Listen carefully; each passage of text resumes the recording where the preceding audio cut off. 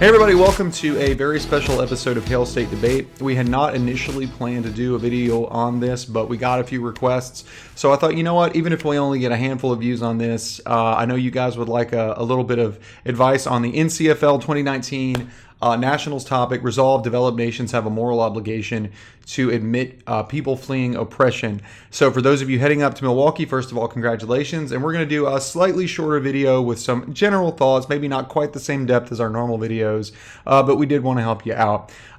So the order for the video will be basically the same. We're going to actually, first of all, do one thing slightly different, which is give some general tips on how to do well at NCFL, because it is a very different style of national tournament with a very different judging pool. So I think it's important that you take a few minutes and maybe learn from some experience, because I've been there a number of times, about how to approach debating in CFL as opposed to maybe a tournament like the TOC or a tournament like the Glenbrooks or something like that.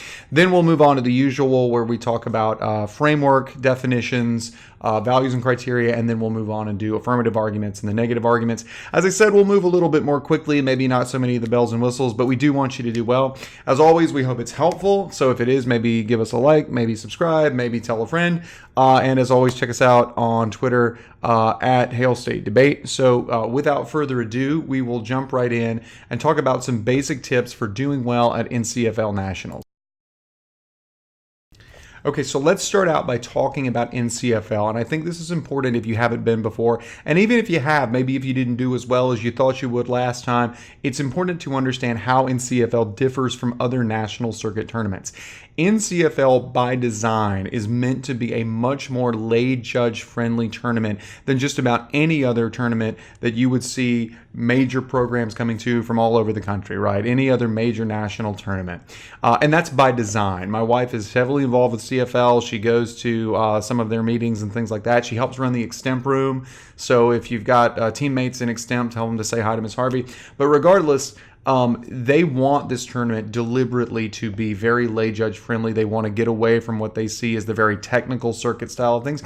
And you know what? I think overall that's probably a good thing. I wouldn't necessarily run every single tournament like NCFL is run, but I think having a tournament where you can have people who are maybe more sort of experienced like circuit style national debaters, and also some really talented local debaters who are very logical and very well spoken to come in and clash and compete head-to-head on an even playing field. I think that's a great thing. I think that's what debate really ought to be about. I will tell you in advance that every single year, people see these kinds of sort of more local debaters, smart folks who are logical and well-spoken, getting into very late elimination rounds, and I think that's a really good thing. And the reason they do it is because they have a good balance of logic and reason and evidence on the one hand, but also good sort of rhetorical, oratorical speaking style that's accessible to a lot of judges. If you come to NCFL and you're not ready to adapt to that style, don't plan on making it far in the elimination rounds. You won't. All of the debaters who make it far are able to do that. That doesn't mean they're all traditional style debaters at every tournament. You see plenty of debaters who will do a more progressive style and then adapt to NCFL when they get there, and they'll do very well as well. But I think you need to understand that this is a very lay judge friendly tournament. You're going to have plenty of parents who are, not interested at all in speed, not interested at all in technical jargon, who are going to put things on the ballot like, I thought so-and-so was the better overall speaker. It was a close round, so I voted for them. You may not like that if you're a more technical style debater, but that's the reality, and you know going in that that's what's going to happen, so you need to be prepared for it. In terms of specific tips, though, I have 4 that I want to lay out pretty quickly that you should consider as you sort of prepare to jump on the plane or jump in the van or whatever and head up to Milwaukee. The first one is to understand the rules. NCFL, unlike many national tournaments, is its own league. It's the National Catholic Forensic League, and they have their own constitution and bylaws, and we're going to drop a link to the bylaws below, but they actually have their own specific rules for Lincoln Douglas, and you need to read them if you want to be prepared for the tournament.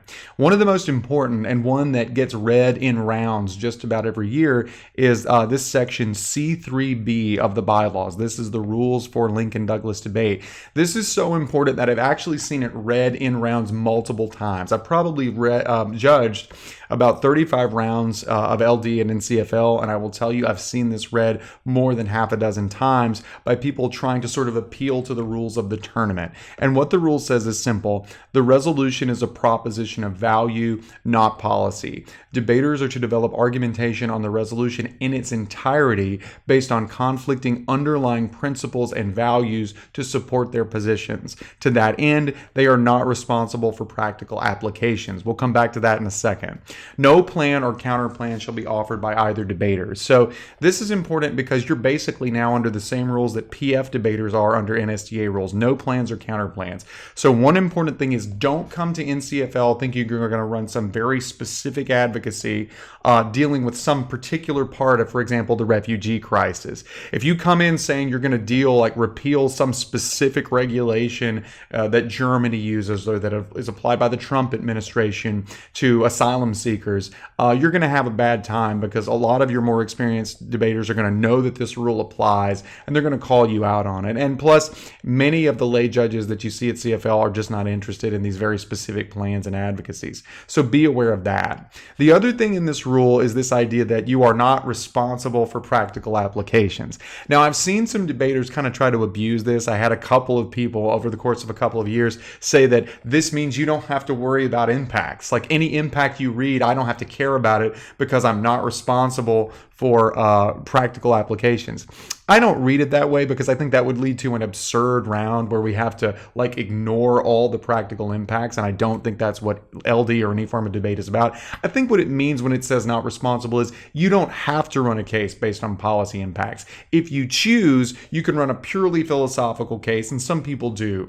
I wouldn't advise it though. I think the best cases at a tournament like this are a good balance of, good speaking, practical applications, and good philosophical justification. So when it says not responsible, if you get somebody saying, oh, well, you can't look at practical applications, it doesn't say you can't look at them. It says you're not responsible for them. So just be aware of that rule, read it, read the other rules, and be aware that you're in for a tournament where specific policy style debating is going to be frowned on. It's going to get you a loss or several losses that you wouldn't have otherwise gotten. And because it is such a tight tournament with only about 20% of the field advancing, you just can't afford to do that. So know the rules, right? Read all the rules, that being the most important one. Tip number 2 is slow down. At NCFL, in every single round, every single 3-judge panel you get, as a statistical matter, I know this from experience, you're probably going to get at least one judge who really just does not like speed, right? Whether it's a lay judge or a coach with a strongly traditional philosophy, these are very, very common at NCFL. So go ahead and decide now that you're going to slow it down. Write a case in a way that you can deliver it more slowly. This might include cutting some words, and you can do that. You don't always have to read the entire card as long as the card is there and it's ready and it's available in your materials and you can show the rest of it, right? So that's fine, but be ready to deliver a speech that is slower and more oratorical in style, right? I would suggest, if you can, before you go, maybe doing a practice round in front of a panel of judges, if you can, maybe a coach, a debater, and also a parent, somebody who doesn't watch debate all the time, and ask them, can you understand everything I'm saying? Is it flowing? Does it make sense? Am I going too fast? But go ahead and do that.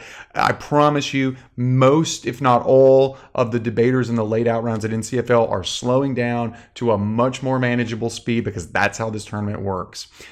Tip number 3 is very similar. Use an oratorical delivery style, a more oratorical delivery style. A lot of times at big tournaments and on virtually all tournaments, we tend to just use the bare minimum of words that we have to use to get the case out. So for example, we'll begin the case by saying, I affirm the resolution, and then you just go and you say it, right?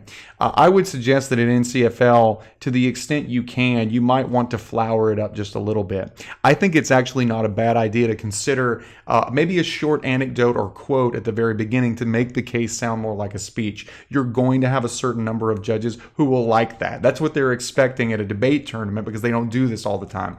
The more technical judges will not penalize you for that. They understand why you're doing it. Most of them know how NCFL works. So if it pleases some people and doesn't bother anybody else, maybe have an introduction. Consider phrasing your contentions as specific claims. Instead of saying contention 1 morality, say contention one, the privileged owe a categorical moral duty to assist the disadvantaged, right? Make it as a statement and then follow up from that with logical subclaims that sort of substantiate it. That makes it sound more kind of like an extemp speech, makes it sound more oratorical. And if your opponent's not doing those things and one of the judges in the round is really into, a lay judge that's really into this oratorical style, well, that's a free ballot. And at a tournament like this, it's a war of attrition. It's really hard to keep advancing round after round after round, and those free ballots may be what keep you in the running, right? Also, one other thing is to summarize the impacts. Don't just end the contention by sort of reading the card and moving on. Give yourself what I call a talking point. Say, for example, after you read the card, in short, millions of people are experiencing poverty, political repression, and even death, all of which are easily preventable by admitting them as refugees. These are sort of talking points. They're points where you sort of look the judge in the eye and you explain what you're saying rather than just reading an endless series of impacts. This is not a bad idea at any tournament, but it's really important at a place like NCFL, right? The last tip I have is finish the story. And when I say finish the story, when you're dealing with judges who are more lay judge oriented, and by the way, we love lay judges on this channel. As you know, if you've watched before, they are wonderful folks who help make the debate world go round. But finish the story. When you get to the end of the debate, you need to be clearly explaining 2 or 3 specific reasons in plain, straightforward terms why you win. So often in debate, we tend to treat it like it's this big firefight where we go out and shoot 1,000,000 bullets and make 1,000,000 arguments and try to sort of sum it up, but not really. And then we expect the judges to come in like they're the hazmat team, like they're the crime scene investigators, and they go survey the battlefield and try to put together which bullet hit where, for like an hour on their flow after it's over. They don't want to do that. No judge really likes that, right? These judges are tired. They're going to judge 10 rounds back to back to back, double stacked on the prelim day. And most of them are going to judge all those rounds. They're going to be tired. So at the end, you need to be giving them very straightforward, plain English reasons why you win the round. Not 10 of them, 2 or 3 of them, right? Your 2 or 3 strongest. Finish the story so that these judges have a clear, concise reason to vote for you. If you do those things, you're going to be in a much better position. It doesn't mean you can't use more complex arguments. It doesn't mean you can't cite more esoteric evidence. You can. Many debaters who use a sort of more advanced style evidence do well at this tournament, but you have to adapt it to a lay judge friendly style, a more oratorical style, and you can do it. If you watch, the finals in NCFL, the debaters that win do this every year. So those are my tips for doing well at NCFL in general. Now let's move on and talk about the framing of the resolution, which is definitions, values, and criteria. Okay, so when we talk about definitions on this topic, I think the basic dichotomy is going to be very similar to what we see with many topics.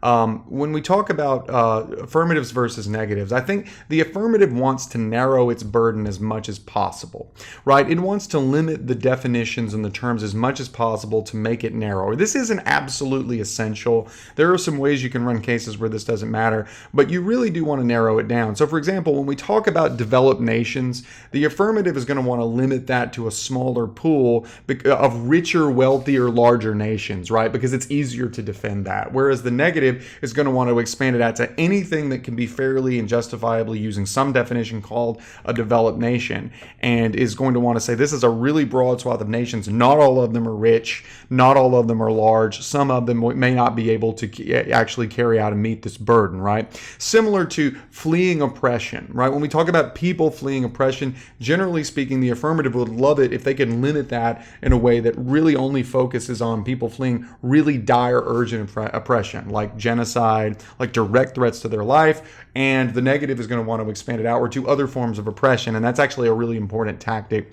for the negative. So I would suggest that's the basic dichotomy to just be aware of. Negatives are going to want to expand it outward and say, if you've got this huge thing, and if I can show that there are cases where there are exceptions, I should win. The AF is going to want to try to make it more manageable. But that's just a general principle. So let's talk about specific terms, right? So specific terms, developed nations is the first one. Right off the bat, I do want to note that there is a potential argument here, a critical argument, that the term developed nations can be problematic because some scholars say that it implies that there is like one right way to be a nation, that we're all developing toward this model, which coincidentally happens to be a model that Western capitalist, predominantly white countries follow. And this is problematic because it doesn't acknowledge that there are different diverse ways to develop, right? I think this is going to be a stretch at NCFL. Number one, because developed nations is not nearly as bad as the really problematic terms like first world nation and third world nation.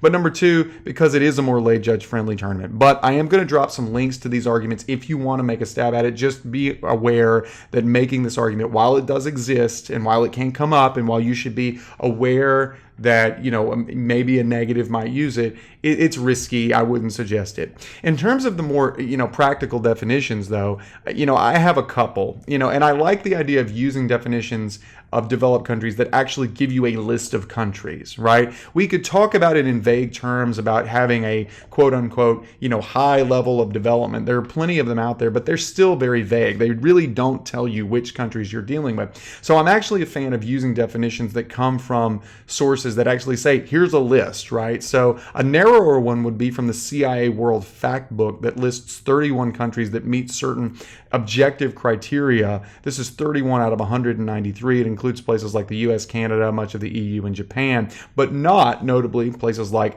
China, Russia, or India, right? So some big major world powers are not included. If you want to narrow things down on developed nations, I think the CIA World Fact Book definition would be a good one because you're going to do a better job of limiting it to the truly affluent countries that have a better ability to take in refugees. Now, if you want to have a broader definition, which is what the negative wants, the UN Human Development Index lists 58 countries as, quote, very high development. Right? Now, this is a slightly different term than developed nations, but it is their sort of top tier. And the notion of a developed nation implies the top tier. So even though the term is slightly different, you could argue that when the UN talks about developed nations, the term they use is very high development. Here's what they are. There are 58 of them, right? And the thing this is going to do is it's going to add more, frankly, poorer countries to the list like Barbados, Kazakhstan, Uruguay, Kuwait, Bulgaria, and Croatia. So if you're trying to argue that some countries don't have the ability to take in an influx of, say, 25 million refugees, depending on your definition, or, by other definitions, 66 million asylum seekers in the world, you might want to use this broader one if you're the negative, right? Now, so moving on from that, the next thing to do is to note that the word nations is important. You might not define this separately, but note that the word nations, generally speaking, refers to the groups of people that make up a country. It doesn't refer to the country itself, right? The country might be thought of as the government. The nation is, generally speaking, like the American nation would be the American people that make up this country. This is important because sometimes people try to make arguments that say things like countries can have moral obligations, or at least they can have moral obligations to people outside their citizenship. And the response to that would be, if you're the AF, to say, yes, but this doesn't say developed countries or developed governments, it says nations. And so what we're basically talking about is what the moral obligations, the collective moral obligations of the people who make up this country are, right? So what do we as the American people owe to, for example, asylum seekers collectively? What do we as a group of people owe? Not what does a government owe? So this is a good way to get around people who are trying to be sneaky with this kind of argument that governments can't have moral obligations. I don't think that's going to fly because of the wording of the resolution. So that leads us to the question of what is a moral obligation. Now, there are two ways that you can come at this. One is a very simple one. And maybe the AF wants to do this. The AF may want to keep it simple and say, look, you can look at all these definitions. We'll drop a few, but like this U.S. legal definition, it's just an obligation arising out of considerations of right and wrong. Now, in some cases, that'll be perfectly fine, but it is very simple. It kind of begs the question. But what you have to do is you have to be aware that there's a much deeper question.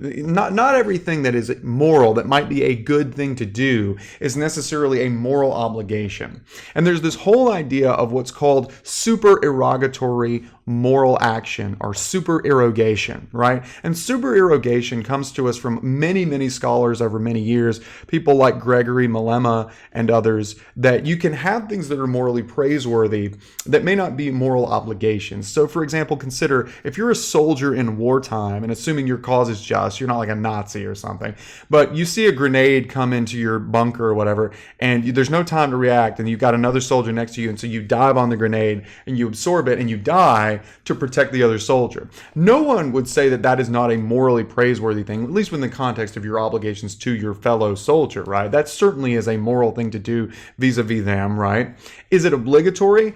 You know, most people would probably say no, right? Because I think almost anybody would say no, because, you know, somebody's going to die either way and you don't have an obligation to be the one to do it, right? And there are many other examples, like giving away all of your money, like all of your money, not most of it, to stop poverty. That would be praiseworthy. Most people would say that's not morally obligatory. And Gregory Malema actually divides moral behavior into like not just is it moral or is it immoral, either mandatory or forbidden. He actually divides it up into 5 different categories of obligatory, supererogatory, in other words, good, but you don't have to do it, indifferent, no status at ever, whatever, offense, and then forbidden, right? So one of the things we're going to talk about later is the idea that it might be that admitting folks who are fleeing oppression could be a moral thing to do, but have you shown that it is a moral obligation? In other words, it's the bare minimum thing that you must do. It's not just a good thing to do if you can, it is the minimum that you must do in order to not be considered a moral violator. And I think that's important for reasons we're going to talk about a little later, okay? When we talk about the term admit, I don't think there's anything tactically important here. Just be aware that admission is not the same thing, for example, as like resettlement. We're going to drop a link to some articles about how resettlement works. In many cases, admission does lead to permanent resettlement, but you'll need to be able to explain that, right? Because if, for example, if you're a negative and you're running cost arguments or something like that, you know, your opponent might say, oh, well, nobody said anything about like resettling these folks. We're just admitting them. Admitting them doesn't cost anything. And you'll need to be able to explain that as a practical matter. Once you admit somebody, in many cases, there's no real option other than resettlement. But be aware that admission is not exactly the same thing as resettlement, and be able to explain if you're trying to show why there's a link, right? So the next one is the term of art, people fleeing oppression.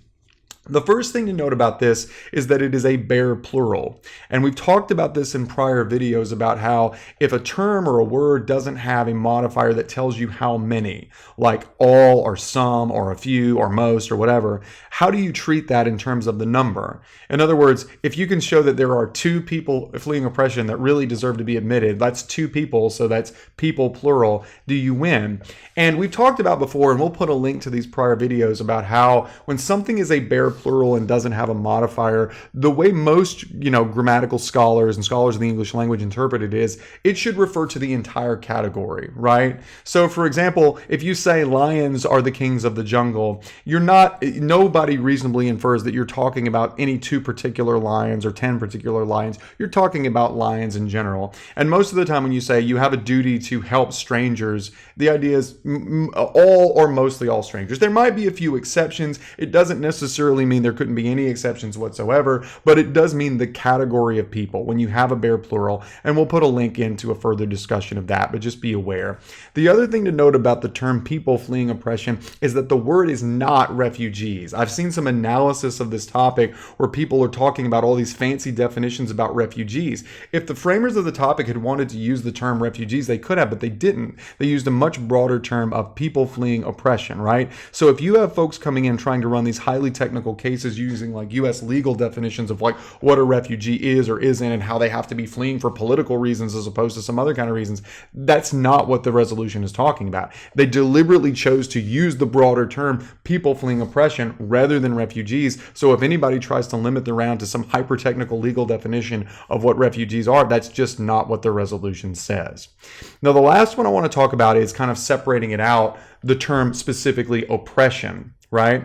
Now, this is an interesting term because I think this is an opportunity for the negative to show that the resolution is too broad. Frankly, the negative has a little bit of an uphill battle on this. It's a good resolution. I like it a lot overall. I think they did a good job with it. But I do think on a gut level, there's going to be a lot of sympathy to helping out people who are fleeing oppression. But one of the things the negative can do is can argue that oppression is actually an incredibly broad term and that not everybody who's oppressed necessarily should get to jump to the front of the line and bypass immigration laws.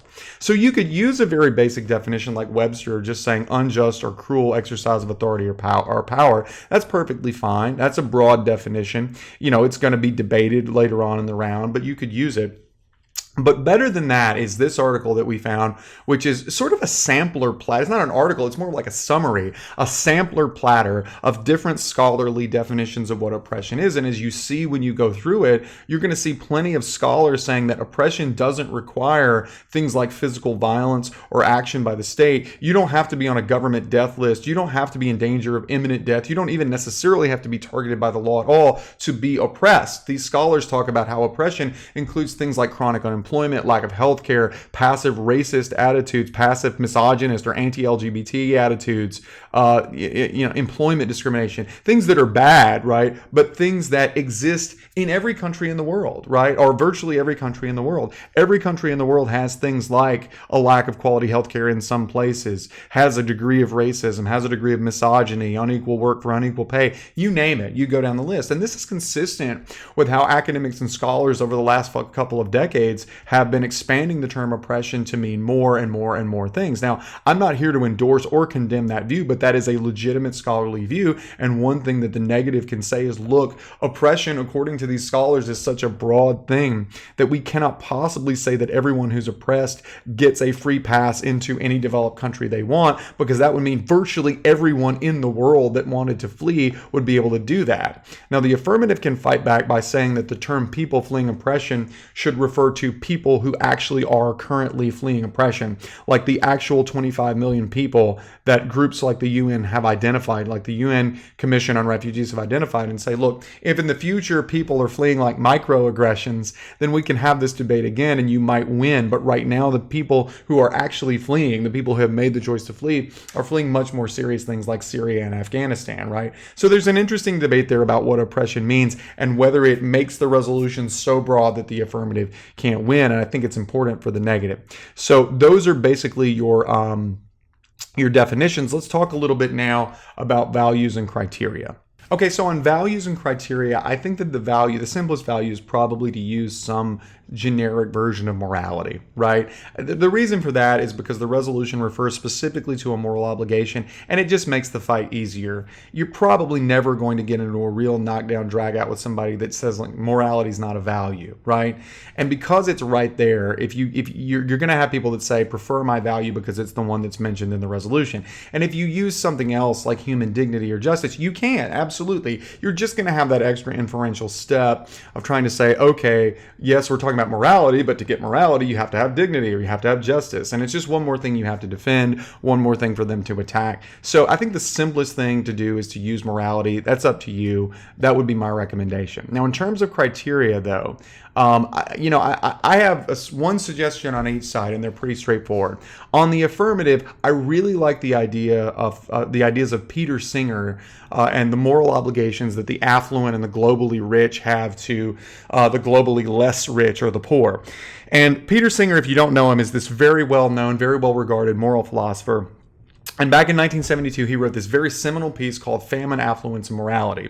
And we'll link to it. It was not about refugees per se. It was more about like helping out people in famine. But it had a very simple moral principle. And he said, if it is in our power to prevent something bad from happening without thereby sacrificing anything of comparable moral importance, we ought morally to do it. It's a really simple moral philosophy that says if you're in a globally rich country and you have the ability to stop mass death and mass suffering by people in the poor part of the world, it doesn't matter that they're far away. It doesn't matter that you might not be able to fix everything. None of that matters. And it doesn't matter that you might have to spend your own money, unless doing it would make you so much worse off that you would be in a comparable position to the people you're trying to help, then you should do it, right? In other words, what he was saying is it might cost us a lot of money to solve famine in Bangladesh. Thankfully, what actually solved it was science, so that's a good thing. But he was saying it might have cost us like a bunch of money to do it, but it doesn't matter, because no matter how much money we as a developed rich country might spend, we won't end up anywhere close to the level of impoverishment that these other human beings have, and they are human beings, and so therefore we have an obligation to do it. And this fits very nicely with this resolution because intuitively it feels good, right? Because it says rich people have an obligation to help the poor. But number two, what it says is that, is it going to cost us something? Sure. I mean, a lot of cons are probably, negatives, are probably going to run arguments about how if you had 25 million people show up, it would be extremely costly. And his response is, unless you think it's going to take us down to the level of subsistence that you see among refugees from Syria, like living in tents, unless you think it's going to take us to the level of economic collapse in Venezuela, unless you can show that, it really doesn't matter, because we're not going to be anywhere close to as bad off as they are. They're human beings. We have the ability to help them. Therefore, we should, right? He does, some really good stuff, for example, citing older philosophers like St. Thomas Aquinas. And hey, it's NCFL Nationals, citing Catholic philosophers is not a bad idea. But he's a very intuitively strong philosopher to use. Another similar possibility to use is a guy named David Hollenbeck in 2016, and he basically talks about the duty of bystanders to intervene in bad situations. He refers back to the Kitty Genovese case in the 1970s. We'll link a good article from him. If you don't want to use Singer, Hollenbeck has this nice sort of multi-pronged test about when you have a moral duty to help people. So we'll link that, and you might want to read it as well. But it's a really good piece that sort of gives you a very, and it actually is about refugees in particular. One of the benefits of Hollenbeck is he's actually talking about refugees in particular and the standards that we ought to use when we decide to help them. And he says we should basically almost always help them, right? Now, if you're on the negative, it's a little bit more difficult because the negative has a slightly more difficult intuitive ground. But one of the things I like the idea of the negative setting this up as a moral obligation means an absolute moral duty. And if I can chip away at that, right? If I can chip away at that and show you not that it's bad, and by the way, excuse my voice, I'm recovering from a cold, but like not that it's bad to help refugees or people fleeing oppression, not that I'm saying you should never do it, just that it's not an absolute moral obligation, then I should win. So for example, we have Elizabeth Pybus, who is another modern moral philosopher who wrote an article called Saints and Heroes in 1982, and she basically says, what we mean when we say an act is morally good or praiseworthy is that we commit ourselves to universalizing the judgment and saying that anyone is obliged to carry that act out in the relevant circumstances. This is a somewhat different gloss on the idea of Kant's categorical imperative. Kant says if something is moral, then it should be a universal moral maxim that we follow in all relevant cases. And what we're doing here is we're sort of setting up a bar and saying the affirmative has to jump this bar of showing that in order that admitting refugees is something we must categorically always do. That's what moral obligation means, Judge. And if I can show you some cases where they can't jump it, right? If this is the criteria and they can't jump over it, right? Then I should win the debate. And so, for example, if you, by way of analogy, we might say there is a moral obligation to pay your taxes. But if you come in and line up all these reasons why sometimes it might be bad to pay your taxes, maybe your taxes, like with Thoreau, you feel like they're being used to fund an unjust war, right? Or they're being used to fund oppression or segregation or something like that. Then in that case, it's no longer a moral obligation, right? It might be a consideration. It might be one of the things we put on the scales. And as the negative, I would concede, yeah, absolutely. We should certainly give close consideration to people fleeing oppression, but by itself, it's not an obligation because there are other things that you can consider, like, the criminal records, terrorist associations, your economic capacity to absorb them, whether there are better alternatives, whether you're creating a moral hazard, all these other things that you consider. And if at the end of the round, you're looking at each refugee on a case-by-case basis, and you can say yes sometimes and no sometimes. Even if you say yes 95% of the time, then you agree with me that there's no moral obligation at that point, right? That it's a case-by-case analysis, and there are some things, like for example, if the person is a they, associated with terrorists, or they're, or your country is in dire financial straits and you simply cannot support them, or you're creating a moral hazard, which we'll talk about later, then it's not a moral obligation. So those are a couple of possibilities for criteria. With that, let's move on and talk about the substance of the arguments. Okay, so on the affirmative, like I said, I think all of the best affirmatives, or most of the best affirmatives, probably start out rooted in some basic philosophical principle like Peter Singer's theory of obligation, which is very similar, for example, to Rawlsian distributive justice, the idea that you have a duty to assist the least advantaged first.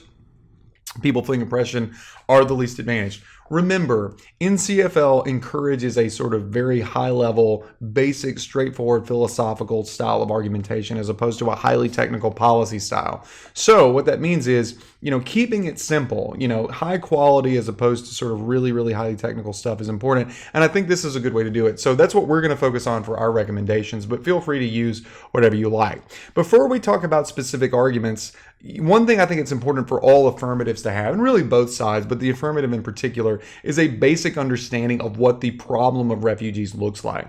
So we're going to drop some links in the notes below talking about just what the shape of the overall global refugee problem is. I would strongly encourage you to read those, because even if they don't come up in a particular round, it's always a good idea to talk from a head full of knowledge, right? To know more, because you never know when pulling some obscure statistic out is going to be put your opponent on the defensive, subvert something they know, or refute something they know, or just impress judges, because many of these judges are going to just be impressed by a knowledgeable kid who can come in and talk, about the problem as opposed to just totally focused on your own case, right?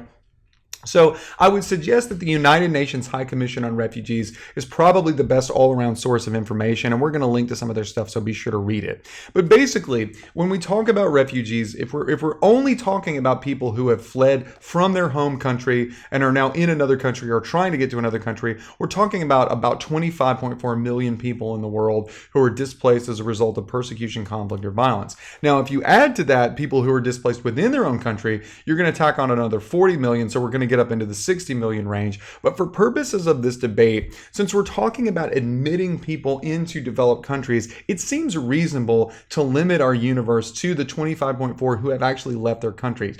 Those seem like the folks who would ask and want to be admitted into another country. It's not impossible that other people would. It's certainly possible, but this seems like the most likely one. I don't know that it makes a huge difference, but I think it's important to have an idea of what the universe of people is. Are we talking about 25 million? Are we talking 65 million? Are we talking about 1 billion? No, we're not, obviously, but you get the idea. We also need to know, and this statistics, these also come from the High Commission on Refugees, who are these people? So it is important for you to be able to rattle off like all kinds of like heart-rending statistics about who these refugees are. I don't mean to be glib about it. It is a serious problem, but to win debates, you need to be able to do it. So for example, 52% are children under the age of 18. 68% come from 5 countries: Syria, Afghanistan, South Sudan, Myanmar, and Somalia. It would pay for you to do a little reading to understand why people are leaving, right? And then what happens to them? And this is sort of the inherency part of the argument that shows that the status quo is not working. If you feel you need that, you're not supposed to run policy stuff. I wouldn't say inherency in the round, but if you need to show there's a problem, right? The UNHCR says that only 1% of all these refugees end up actually getting permanently resettled in a given year.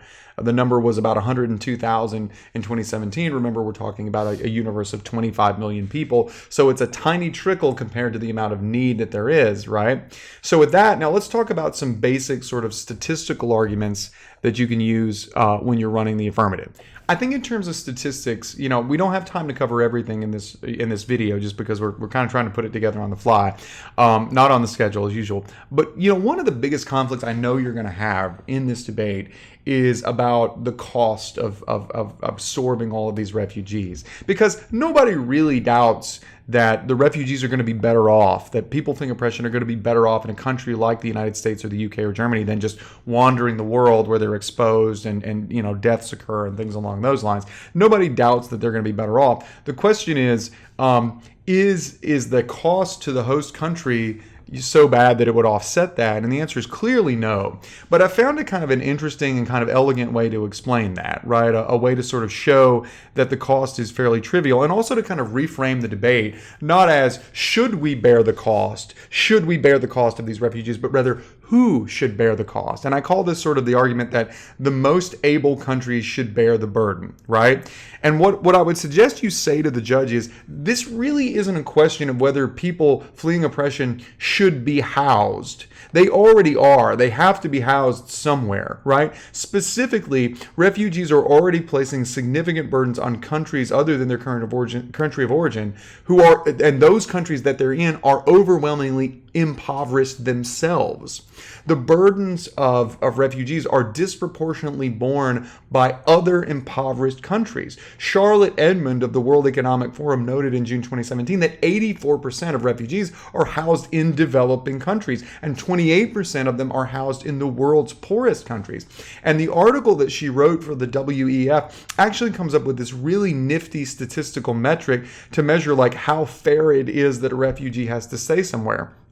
And she basically says, let's compare the burden that different countries face in terms of a ratio of refugees per GDP. And as you can see from this chart from WEF, countries like South Sudan that are hosting lots of refugees but have low GDPs have like this 90 refugees per $1 million of GDP ratio. And even in the lowest country on the chart, Cameroon, you've got 15 refugees per $1 million of GDP. Now, she doesn't include this, but if you did the math in the US, if you took the US GDP of almost $20 trillion and you took, let's just say the US hypothetically took all 25 million refugees. Let's just say that will never happen. You know, you certainly can argue as the app that this duty should be spread among all the different developed countries. But let's just pretend, and let's say the United States took all 25 million refugees. With its GDP of $20 trillion, you would have 1.3 refugees per $1 million of GDP compared to 15 in Cameroon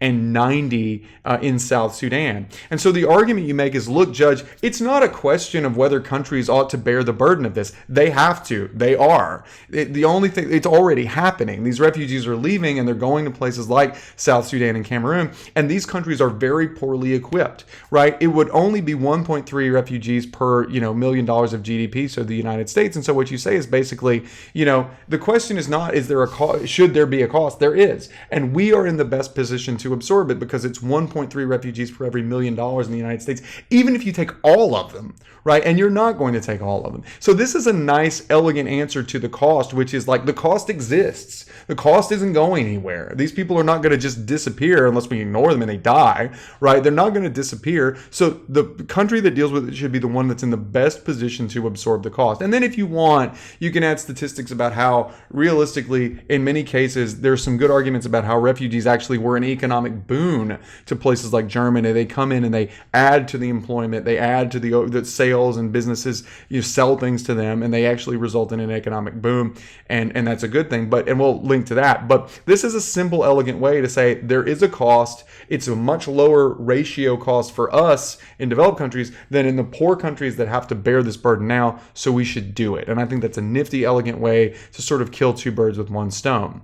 Another useful statistical point, sort of hard statistical point for the app, is to point out that historically, the United States has done much more than it is currently doing to house refugees, and the United States even now does more than most countries. Basically, the argument is that developed countries are nowhere near capacity, nowhere near their carrying load currently for refugees. So the Migration Data Portal is a good source on this, and what it shows is that the United States actually resettles somewhere in the neighborhood of 65,000 to 75,000 refugees per year. And remember, resettlement isn't the same thing as admission, but they're closely linked. And Canada and the UK also chip in numbers that are, in the tens of thousands range, right? But many other countries don't formally admit refugees at all. Some, like Germany, have had massive influxes on a sort of short-term basis, but many developed countries are not doing any significant amount of resettling of refugees, right? And so the argument would be that because only a handful of countries actually formally participate in the UN's refugee resettlement program,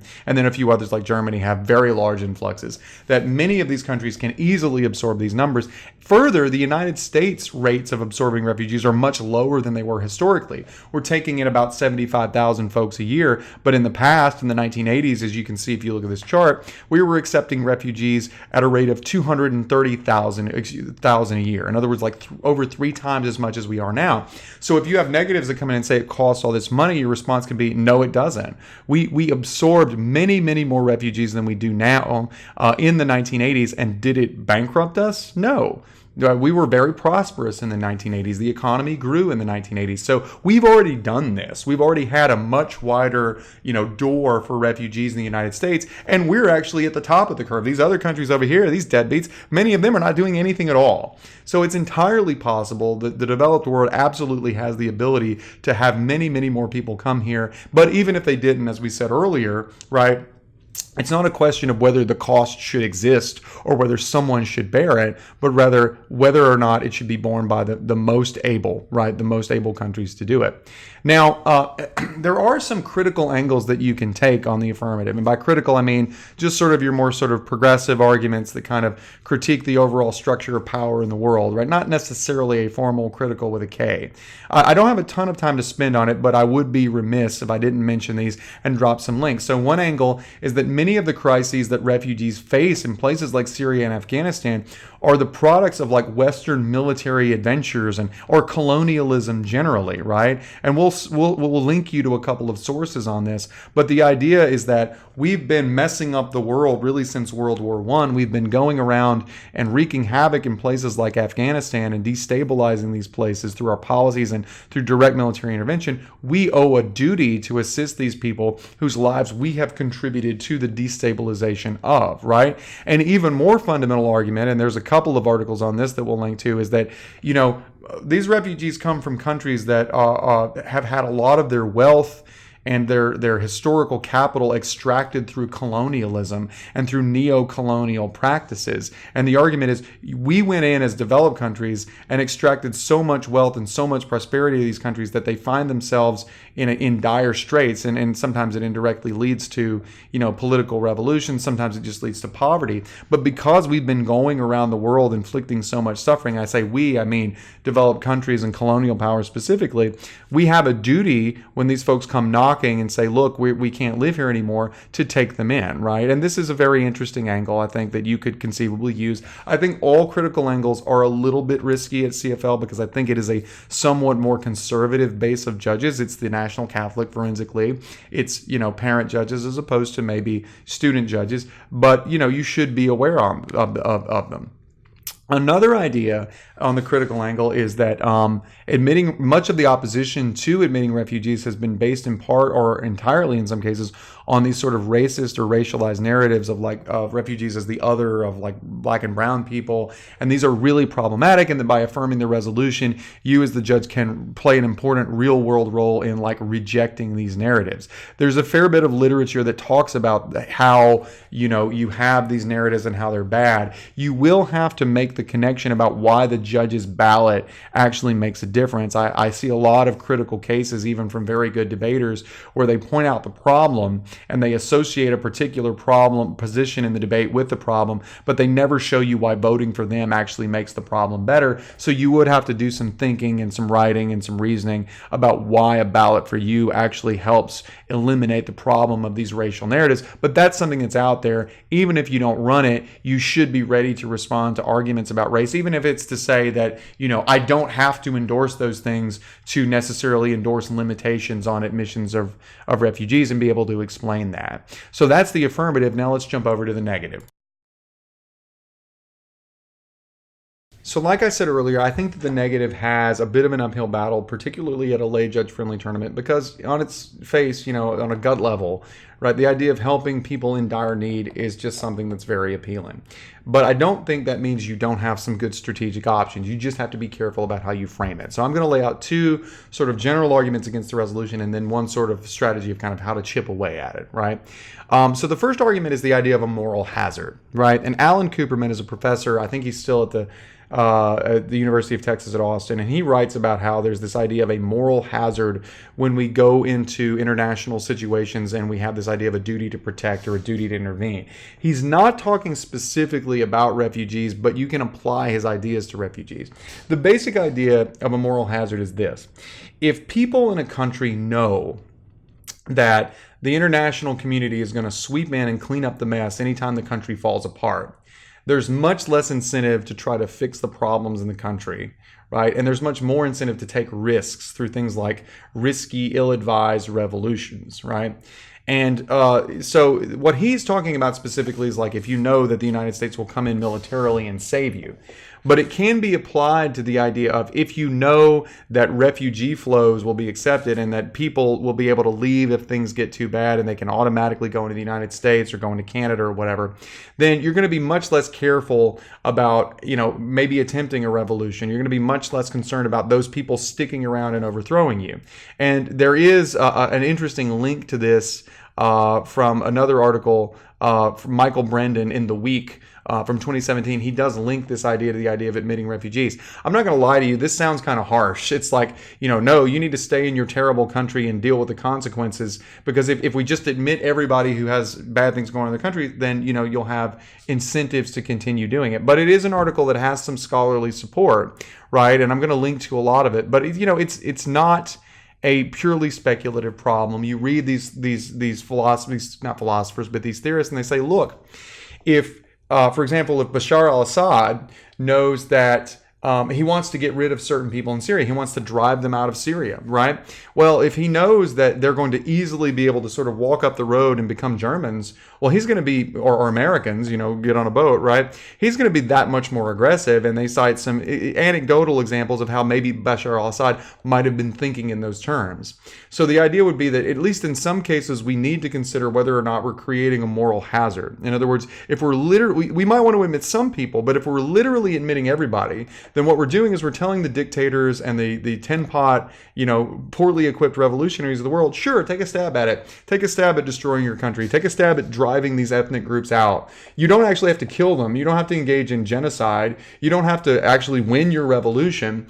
All you have to do is make things bad enough that the people you don't like sort of leave and walk down the road, and they'll be taken in. And this is going to lead to a lot more, bad behavior like you see from people like Bashar al-Assad. It's a little bit of a tough sell, I'm going to tell you on a gut level, but it is something that has scholarly support that you might want to consider. Now, the next argument that you might make is, and there are sort of two versions of this, is the idea that this might be a moral thing to do, but it's not obligatory. This is the idea we talked about earlier when we were talking about the criterion, right? It might be morally praiseworthy to let in people fleeing oppression, but it's not morally obligatory. Moral obligation is a higher standard, and to meet it, you basically have to show that there is no countervailing consideration. There's no case in which we can say something else trumps. You have to do it as a categorical rule, what Kant would say is a categorical imperative.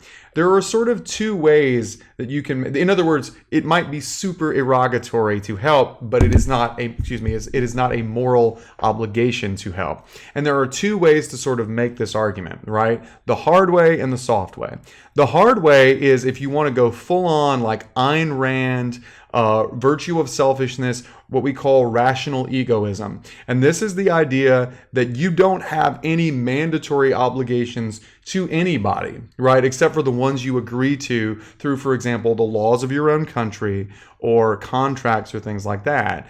And this can be a little bit of a tough sell with judges, but the idea is that Rand says, you don't have an obligation as a person to save anybody else from bad fortune or misfortune or their own, poor choices or whatever you say. It might be good of you to do. You might be a nice person to do it, but your moral legitimacy does not require you to be a slave to someone else's needs. You as an individual have that right. And so collectively, a nation is just a collection of people. A nation also has the right to say, we put our interests first. And what Rand writes is, do not hide behind such superficialities as whether you should or should not give a dime to the beggar.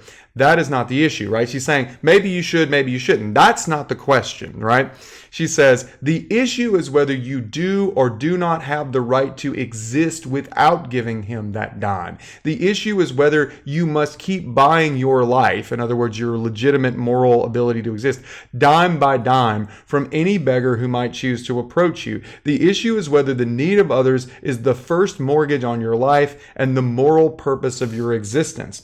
Now, this is a hardline thing. Ayn Rand is she's a hardliner. She believes that you don't owe your moral status to anyone else. And what she's saying is, look, it might be good for you to help these folks. That's fine. But you don't have any moral obligation to undo all the injustices of the world. You don't owe your moral validity to that. It's not the sort of mortgage you pay on your status in the world, right? And so this argument would be a hardcore objectivist, rational egoism argument that, not saying it's not good, but there is I have no obligation to save you from the world. It's not super sympathetic. I wouldn't run it with every judge. Some judges will love it. The virtue it has is that it is very simple and straightforward. You don't get bogged down in a lot of policy type stuff. So that's good for NCFL. The downside is this is a Catholic forensic league tournament. There are many just built into it, right? Not everybody there's Catholic by any stretch, of course. But just the zeitgeist of it is you're going to have a lot of people who think this is, a hard sell, right? You should basically help people. But I've seen people run it. And if an opponent is not prepared for it, if you just say, I just reject your idea that I reject, I'm not even going to get into the notion of cost with you. I just reject on its face the idea that I have a duty to save other people from a harsh world. I might do it, but I don't have a duty. That could be a very elegant case that can take some people aback. They don't know how to respond to it, right? Now, the softer version of this super erogatory no duty argument is the soft version would be, I would say, is yes, we should help, but there are limits, right? And what you would do is say, look, Judge, if I can show you that there are cases that we should take refugees, but we should do it on a case-by-case basis because there are reasons why we shouldn't, then it's no longer a moral obligation because there are other things that can trump it. It's one consideration that we put on the scales, but it is not a moral obligation, right?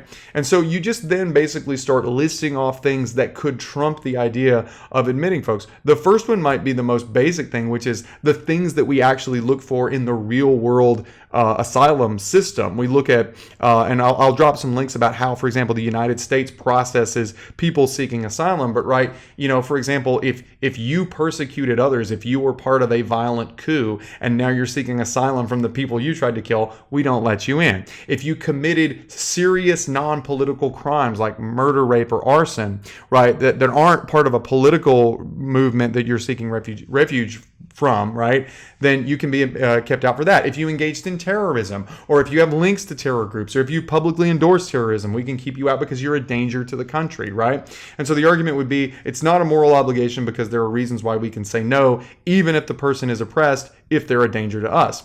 Second, you might look to limitations on the ability to absorb refugees. It might not be a problem for the US or the UK, but if we can start pointing to some smaller developed countries like the Israels and the Andorras and the Barbadoses of the world, and we can say these countries aren't nearly as affluent.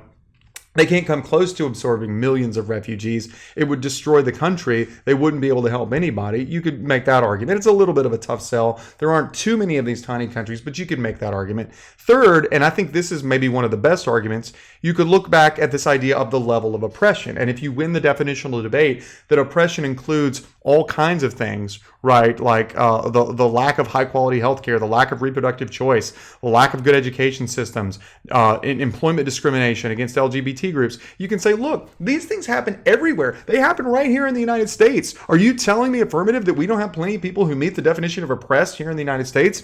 If we declare that anybody who experiences these things has the right to sort of jump the line and enter whatever, developed country they want, then we basically have a world with no borders. We basically say that these people, almost anybody, can skip any immigration system that we have where you have to wait in line and get a green card, get a visa, that kind of stuff. You can skip that whole process because you're oppressed. And guess who's oppressed? Literally everybody.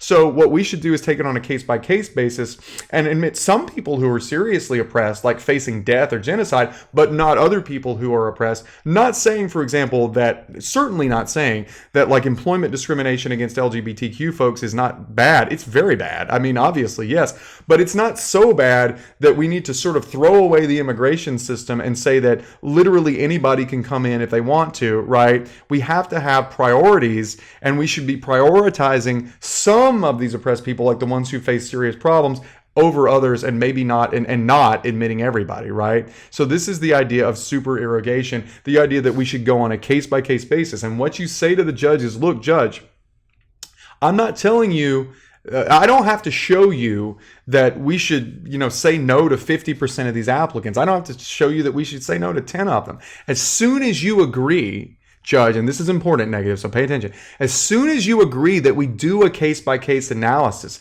and look at these factors and consider these factors at all in our decision whether to admit refugees, you have agreed with me that it's not a moral obligation, it's a contingency. It's a moral contingency where we operate on a case-by-case basis, and sometimes it's mandatory and sometimes it's not, right? And that's all the negative has to show. And so I think that's a very valid strategy for the negative, a strategic position that you can take.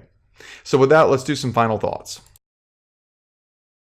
So final thoughts are really simple. Congratulations on making it to Milwaukee. In some leagues, it's really tough to qualify. So good luck there. Remember, this is a tournament that rewards well-spoken, logical reasoning, simple philosophical arguments. So I hope you do really well. I hope you have fun. If you advance really far, great, fantastic. If not, it's a tremendous learning experience either way to get you ready if you're coming back for next year. Remember, we're going to be doing videos on the NSDA, LD, and PF topics to wrap up the year. So even if there's only like 10 of you guys watching, I hope you do really well. Thanks very much. And remember, as always, the point of debate is to learn. So work hard, have fun, and hail state.